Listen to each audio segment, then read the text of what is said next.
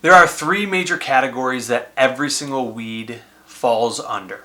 The first one is grassy, the second one is broadleaf, and the third one is sedges.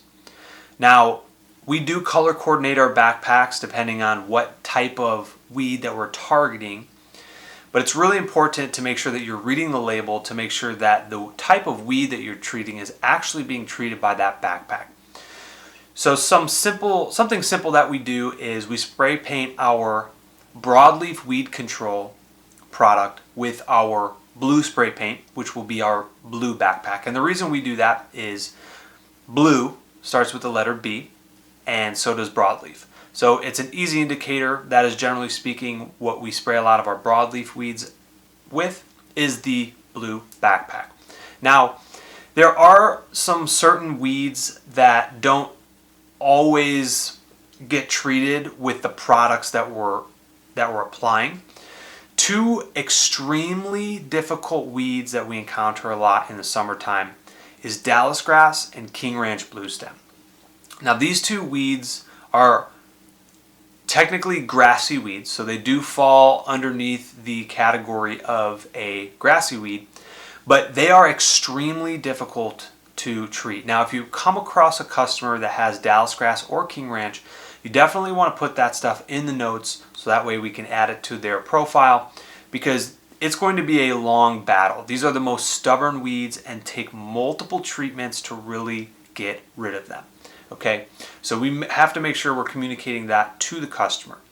Now, between the different classification or categories of the weeds, this is how you can identify which category they fall under. So if it's a broadleaf weed, something like clover or thistle, generally speaking, will have a leaf and it will have a vein that runs up and down, but it will have spider veins that come off of that main vein.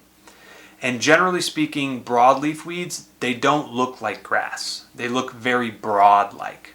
So the way that you can identify a grassy weed is a lot of times kind of looks like grass. But to be sure, if you pull a leaf up, you can look at the blade of that grassy weed, and there will be one single vein that runs north and south on that plant. That is how you identify between a broadleaf and a grassy weed. Now, sedges are a little bit different. Generally speaking, they stem from a sedge, which comes down to the bottom, and there's generally speaking three different type of grassy blades that come up from a sedge.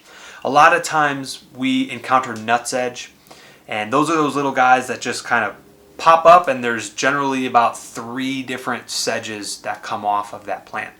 So knowing that and identifying that will help you while out in the field. Make sure you're treating the correct weed, because not every product will kill the weeds that you're treating. So you always want to make sure you're using the right product to the right weed.